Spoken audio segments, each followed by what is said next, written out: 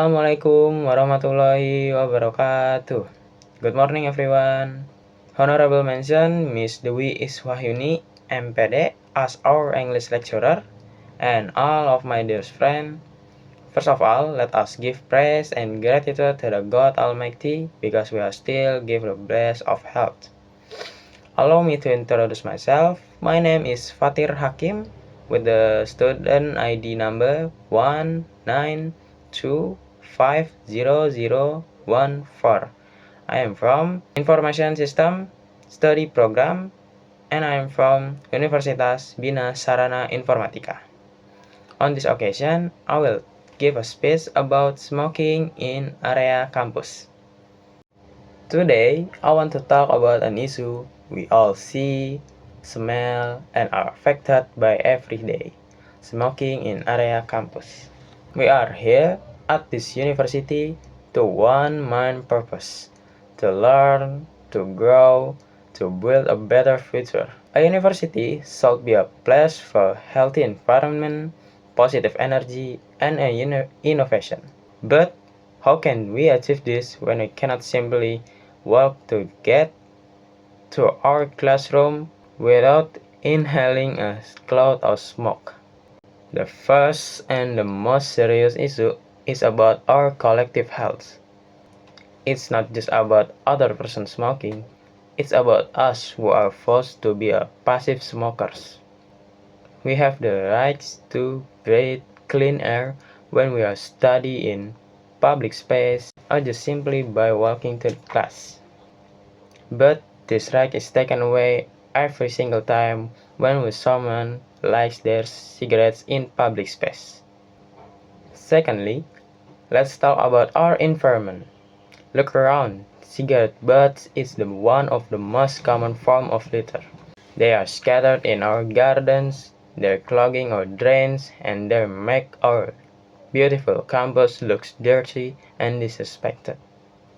This is not the image we are want. I am not here to attack all of the smokers, but I am here to defend our public space. I believe our campus must be a healthy place and clean environment for everyone. Therefore, I urge all of us, the student, lecturer, and staff to work together to make a smoke-free campus. We are a community of intelligent people. Let's make the intelligent choice for our future and for our environment. Thank you.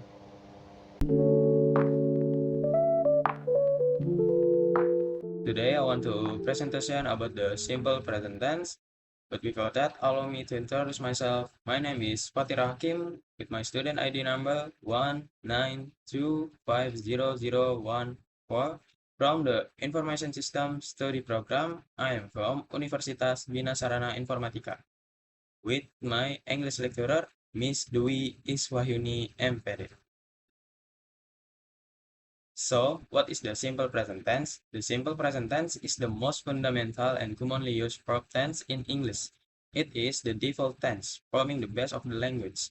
We use it to describe action, states, or situations that are generally true.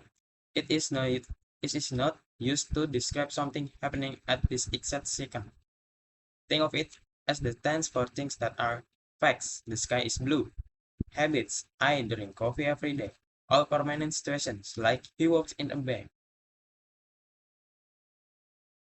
When do we use the simple present tense? The simple present tense is flexible. We use it to talk about different types of action or states. The four main use are: 1. Habits and routines. It is action that we do regularly or repeatedly. This can be our daily, weekly, or yearly schedule. The example is, I check my WhatsApp every morning. 2. General facts or truths. It is things that are universally true, like scientific facts or things we all know to be true.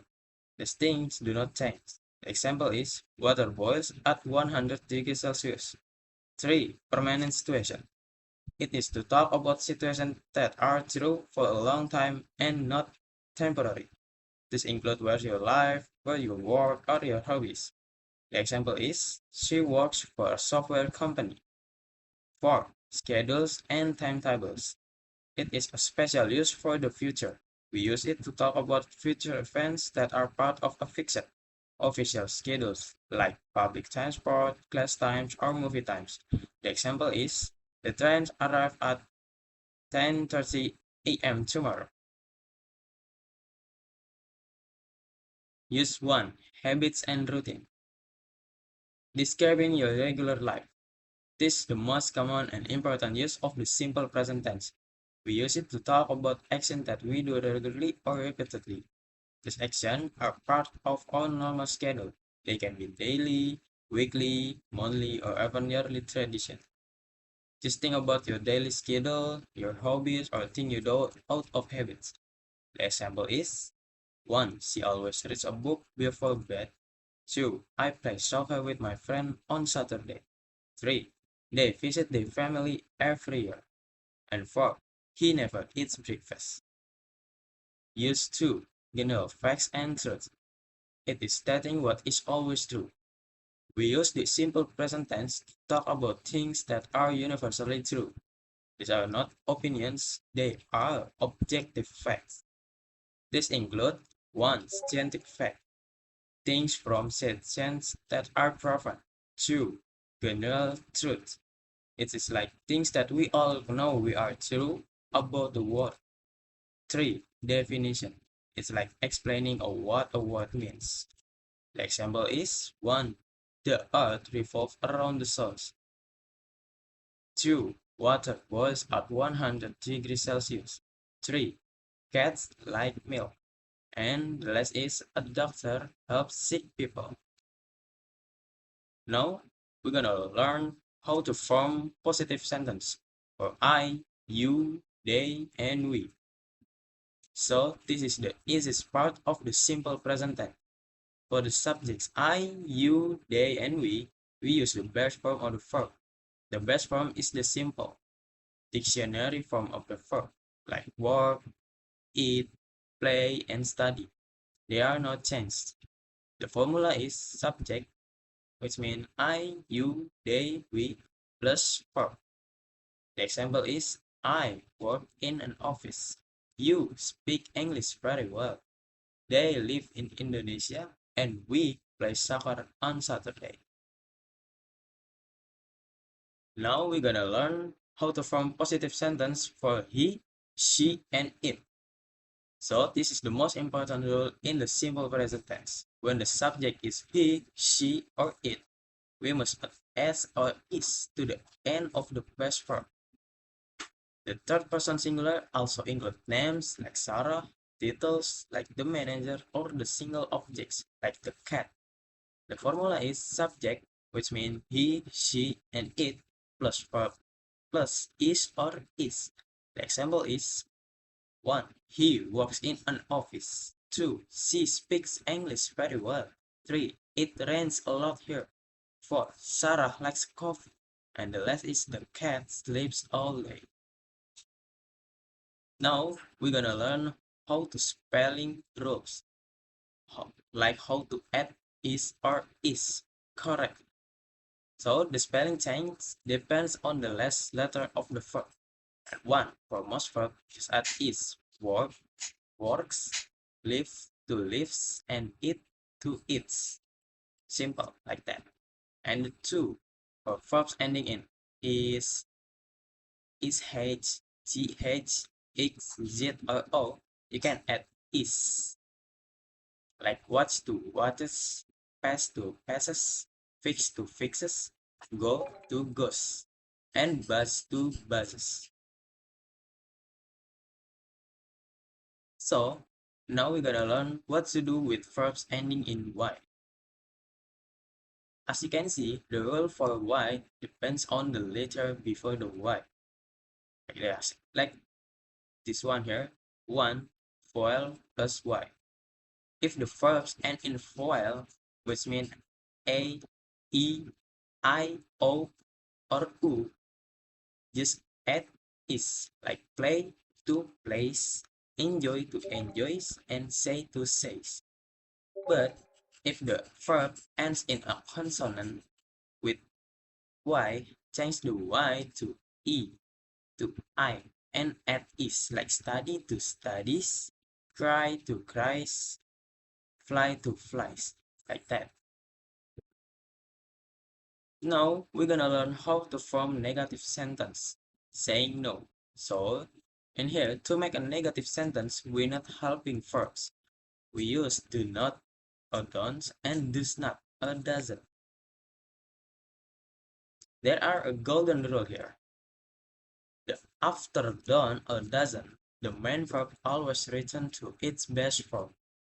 So you never add is to the verb in a negative sentence. The formula is subject plus don't or doesn't plus verb. Understand? Now we're gonna learn how to using don't and doesn't. For I, you, they, and we're gonna use don't plus base form. Like the example is, the positive one is I like coffee, and the negative one is I don't like coffee. And here, you can see the positive one is they live in the city. The negative one is they don't live in this city. But if it's for he, she, and it, you can use doesn't plus base form. Example is the positive one, he likes coffee. The negative one, he doesn't like coffee. You can see here, positive one, she speaks Spanish. And the negative one is she doesn't speak Spanish. Like that. Now we're gonna learn how to ask question using do and does. So to ask a question that can be answered with yes or no, we also use the helping verbs do and does. But we put do or does at the beginning of the sentence before the subject. You can see the golden rule again. In here, after do or does, the main verb always use the base verb. Never add is to the verb in a question. The formula is do or does plus subject plus verb or base verb and question mark. As you can see, here the question example. 1. For I, you, they, and we're gonna use the do plus subject plus base verb. The example is, do you speak English? The answer, yes, I do. Or, no, I don't. And another one, do they work together? The answer is, yes, they do. Or, no, they don't. But if it's for he, she, or it, you can use does plus subject plus base verb. The example one is, does she speak English? The answer is yes, she does. Or no, she doesn't. Another one, does he work here? The answer is yes, he does. Or no, he doesn't. Understand? Now, we're moving to the verb to be, which is am, is, and are. So as you can see, the verb to be is special. It is irregular and does not use the do or does helping verbs. It changes form for different subjects. Like this example one is positive if it I am or he, she, it is or we, you, they are. The example is he is a doctor. And here the negative one, you can just add not after the verb, like I am not, or he is not, or isn't, or they are not, or aren't. The example is he is not a doctor. But if it's the question, you can move the verb to the front, like am I, is he, or are they. The example is he a doctor? It's like that. Simple, right? And here we have another verb. It's to have. Have or has. As you can see, to have is used for possession. It follows the normal rules, unlike to be, but the third person form is irregular. The positive one is I, you, they, we have a car. or he, she, it has a car. The negative one is they don't have a car or she doesn't have a car.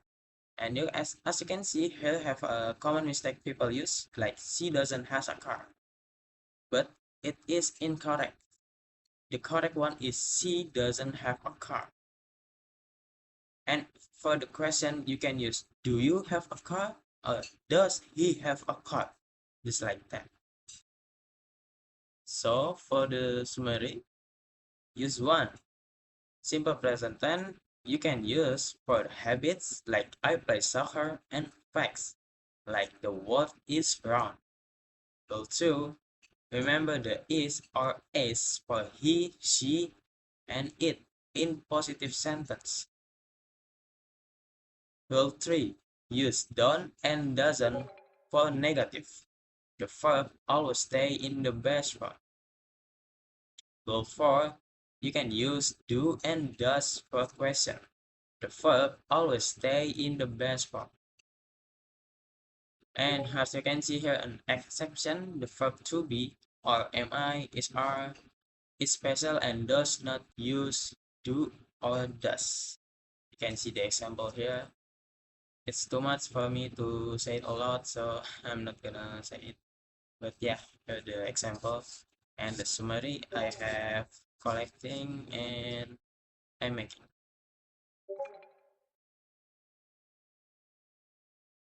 Thank you for your attention and thank you for Miss Dwi Iswahyudi M.pd and thank you for my friend.